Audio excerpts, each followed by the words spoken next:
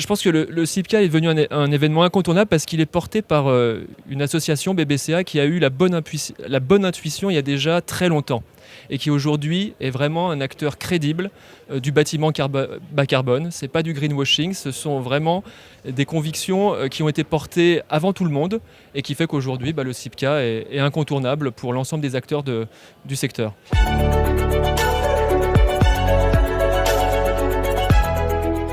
Alors, à l'ADEME, c'est une de nos missions phares, en fait, de transformer le parc de bâtiments.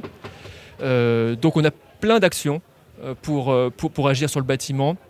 On fait de la formation des professionnels, on mobilise des acteurs, on soutient l'innovation à travers France 2030. On a plein d'appels à projets qui ont soutenu des projets innovants en bois construction, en matériaux biosourcés. Et puis aussi, on est l'opérateur de plusieurs bases de données qui vont suivre les performances du parc de bâtiments, donc les fameux DPE, vous savez, les notes qu'on a sur la performance énergétique de nos bâtiments. Toutes ces données, elles sont gérées par l'ADEME, aussi pour les bâtiments du tertiaire. Et donc nous, on va être un peu la vigie de l'évolution des parcs du bâtiment vers la neutralité carbone.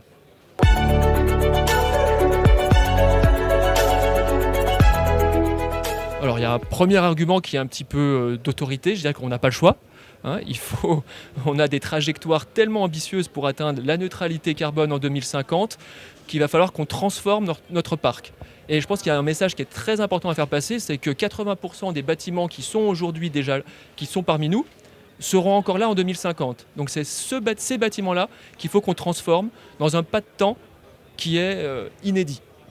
Donc il faut qu'on aille très vite.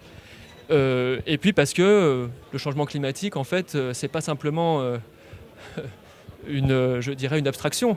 On l'a bien vu cet été, on l'a vu l'été passé. On est en train, avant on parlait que de passoire thermique, aujourd'hui on est en train de parler de bouilloire thermique.